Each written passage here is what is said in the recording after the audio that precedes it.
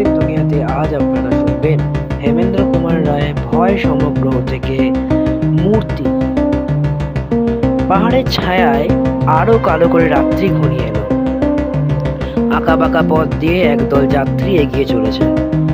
গরম পোশাকে সকলের আবাদ মস্তক মোড়া, কারণ কনকনে ঠান্ডা বাতাস হু হু করে দীর্ঘশ্বাস ছাড়ছে। একে ঘন কুয়াশা, তার উপরে আবার রাতের অন্ধকার। তবু তারই ভিতর থেকে কোনো রকম চোখ চালিয়ে দূরের সেই খানার মিটে মিটে আলো দেখে পথিকদের ক্লান্ত শীতার্থ মন খুশি হয়ে উঠল। খানিক পরেই সকলে সরাইখানায় দরজার সামনে এসে হাজির হলো। যার সরাই সে বেরিয়ে এলো। পথিকদের কথা শুনে বলে, বড়ই মুশকিলের কথা, আমার সরাইয়ের সব ঘরেই যে আজ ভর্তি হয়ে গেছে। তবে হ্যাঁ, আপনারা যদি আমার ঢেকিশালায় শুয়ে আজকের রাতটা কাটাতে রাজি হন, তাহলে আমি সে ব্যবস্থা করে দিতে পারি। পথিকরা পরস্পরের সঙ্গে পরামর্শ করে দেখলে, হ্যাঁ, তা ছাড়া আর কোনো উপায় তো নেই। এই রাতে, এই শীতে, এই আধারে বাইরে জনমানব শূন্য মাঠ বা জঙ্গলের চেয়ে সরাইয়ের ঢেকিশালাও ঢের ভালো। সরাইয়ের কর্তা তাদের সকলকে নিয়ে ঢেকিশালায় গিয়ে ঢুকলো। মস্ত ঘর, একদিকে একখানা বড় পর্দা ঝুলছে।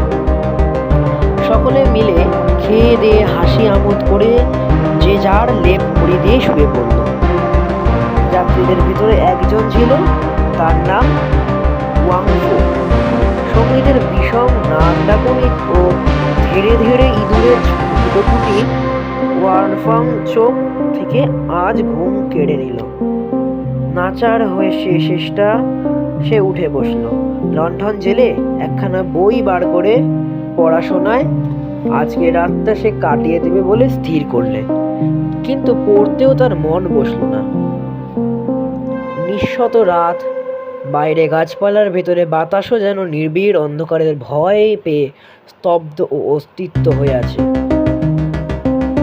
অত বড় ঘরে ওয়াংফোর ছোট্ট লণ্ঠনটা টিম টিম করে চলছে। সে যেন তার আলো দিয়ে অন্ধকারকে আলোই ভরে দিতে চায়।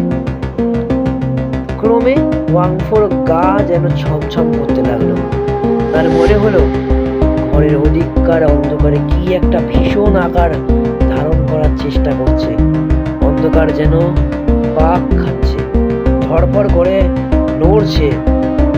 হঠাৎ ওয়াংফোর আবার মনে হলো পর্দার পেছনে যেন কাঠের কি একটা মড়মড় করে ভেঙে গেল। তারপরেই পর্দাখানা একটু দুলে উঠল। তারপরেই আবার সব নিশান। এইসব কি কাণ্ড! ওয়াংফো আর বই পড়বার চেষ্টা করলে না। আড়ষ্ট হয়ে পর্দার পানে চেয়ে রইল, খালি চেয়েই রইল। আর চোখ আর পলক ফেলল না। পর্দাখানা আস্তে আস্তে একটু উপরে উঠল এবং তার পাশ থেকে বেরিয়ে এলো একখানা রক্তহীন হলদে হাত। তারপর কি যেন ছায়ার মতো একটা কিছু বাইরে এসে দাঁড়ালো। সে যেন বাতাস দিয়ে করা, কিন্তু কোনো মূর্তি। ওয়াংফোর গায়ে তখন কাঁটা দিচ্ছে, মাথায় চুলগুলো খাড়া হয়ে উঠেছে। সে চেঁচাবার চেষ্টা করলে কিন্তু পারলে না। কিন্তু তার হয়ে বাইরে থেকে একটা পচা চেঁচে করে চেঁচিয়ে রাতের আধারকে ছিঁড়ে যেন ফেলা ফেলা করে দিল। ধীরে ধীরে সেই বাতাস দিয়ে গড়া মূর্তি স্পষ্ট হয়ে উঠল। ওয়াংফো তখন দেখলে মূর্তিটা ঘরের চারদিকে একবার চোখ বুলিয়ে দিলে। যাত্রীরা পাশাপাশি শুয়ে নিশ্চিন্ত হয়ে ঘুমাচ্ছে। কে সে এখন তাদের ক্ষুধিত দৃষ্টি দিয়ে দেখছে, সেটা তারা টেরও পেল না। মূর্তি পায়ে পায়ে এগিয়ে এলো। তারপর একজন যাত্রীর মুখের কাছে হেট হয়ে পড়ে কি যে করলো তা কিছুই বোঝা গেল না। মূর্তি দ্বিতীয় যাত্রীর কাছে এসে দাঁড়ালো। তার চোখ দুটো দপ দপ করে জ্বলছে এবং মুখখানা এক ভয়ানক হাসিতে ভরা। মূর্তি আবার হেট হয়ে পড়ল এবং দ্বিতীয় যাত্রীর টুটি কামড়ে ধরল। ওয়াংফু আর পারলেন না, বিকট চিৎকার করে উঠে দাঁড়ালো এবং তীর বেগে ঘরের দরজা খুলে বাইরে বেরিয়ে গেল। পথ দিয়ে ওয়াংফু চিৎকারের পর চিৎকার করতে করতে ছুটতে লাগলো। তার সেই কান ফাটানো চেঁচানিয়ে চোটে গায়ের ঘরে ঘরে সকলকার ঘুম ভেঙে গেল। কিন্তু এ রাতে বাইরে এসে কেউ যে তাকে সাহায্য করবে, গায়ের ভেতরে এমন সাহসী লোক কেউ ছিল না। ছুটতে ছুটতে এবং চেঁচাতে চেঁচাতে ওয়াংফু একেবারে গায়ের শেষে গিয়ে পড়ল। তারপরেই মাঠ আর জঙ্গল। দাঁড়িয়ে হাঁপাতে হাঁপাতে সে একবার পিছনে ফিরে চাইলে দূরে গাঢ় অন্ধকারে ফুঁড়ে দুটো জলজলে আগুনের ভাটা বেগে এগিয়ে আসছে, ক্রমেই তার দিকে এগিয়ে আসছে। ওয়াংফু আর একবার খুব জোরে আর্তনাদ করে অজ্ঞান হয়ে গেল। চীন দেশে নিয়ম আছে, কেউ মরলে বড় ভালো, দিনক্ষণ না দেখে তার দেহকে কবর দেওয়া হয় না।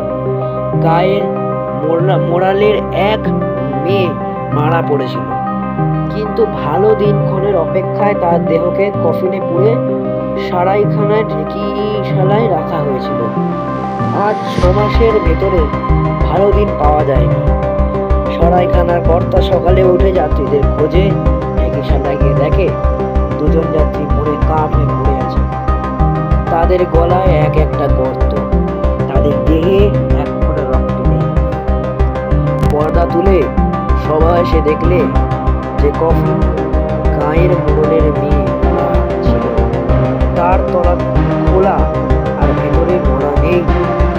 তারপরে গোলমাল শুনে গায়ে প্রান্তে গিয়ে সে দেখলে ওয়াংফুর ভেতরে উপরে উপুর হয়ে পড়ে আছে মোড়লের মেয়ে।